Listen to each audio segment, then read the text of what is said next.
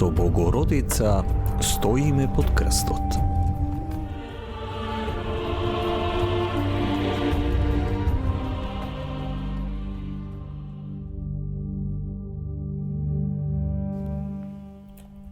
Жеден сум.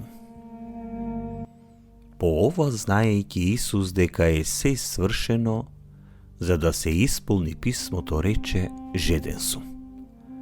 Таму стоеше сад полн со оцет. Тие наквасија сунгер во оцетот, го закачија на трска и му принесоа до устата негова.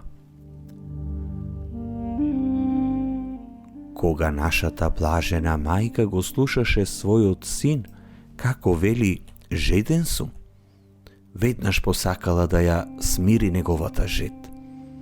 Таа беше внимателна на неговата телесна жед, но беше уште повнимателна на неговата духовна жед. Додека војникот земал сунгер, го натопил со оцет и го ставил на устата, таа добила некаква утеха од овој чин на добрина. Но таа видела и голема смисла во овој чин.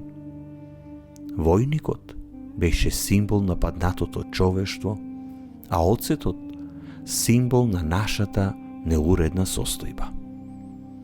Но Исус копнееше да ја откупи токму нашата неуредна состојба.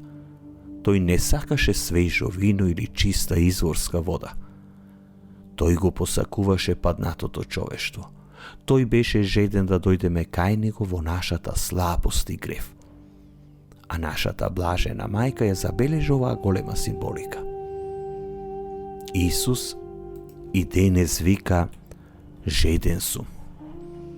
Тој е жеден за тебе.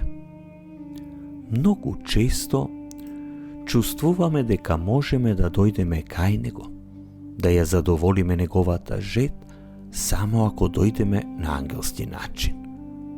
Премногу често веруваме дека Исус ни се насмевнува само кога доаѓаме без грев. Но ова не е вистина.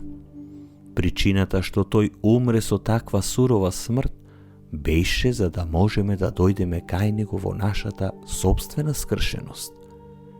Со гревот и нередот да дојдеме кај страдалниот и жеден Христос. Ние не сме свежо вино, ние сме вински оцет. Но кога ќе се охрабриме да појдеме кај нашиот Господ во таква состојба, неговата жед се гаси. Во каква состојба е вашата душа? Дали се срамите од вашиот грев? Дали имате лажна слика, предпоставувајќи дека Исус ќе ве прифати само ако сте совршени? Ништо не е подалеку од вистината. Не двоумете се да дојдете кај нашиот Господ со сите ваши слабости, борби и гревови. Не грижете се за тоа што тој ќе мисли или ќе каже. Дојдете кај него, поидете кај него. Ако му верувате и со понизен чин, му ја принесете вашата грешност, тогаш ќе ја освежи неговата душа. Размислете денес на тие два свети збора на нашиот Господ што умира. Жеден сум. Знај дека неговата жед е за тебе и дека тој те посакува токму таков каков што си. Појди кај него, предади му се и воодушеви го. Нашата блажена мајка гледа и чека да го ублажите копнежот во срцето на нејзиниот божествен син. Моја најдрага мајко, ти беше внимателна на духовната жед во срцето на твојот син. Беше внимателна и на фактот дека неговата жед беше за мене и за целото човештво. Моли се за мене, да бидам како тој оцет принесен до устните на твојот божествен син. Моја сакана мајко, моли се за мене да го видам мојот грев и да не се двоумам да одам кај твојот син во таква состојба. Се молам да имам потребната храброст да дојдам во мојата слабост, за да го заситам срцето на твојот син и твоето безгрешно срце. Мој жеден Господи, знам дека твоите зборови кажани од крстот беа зборови што ме повикуваат да го наситам твојот духовен копнеш.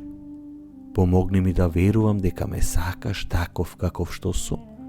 Дај ми ја потребната храброст да верувам во твојата милост и да се обратам кон тебе во овој ден. Те сакам, драг Господи. Помогни ми да те сакам уште повеќе. Пресвета Богородице, моли се за нас. Исусе, верувам во тебе.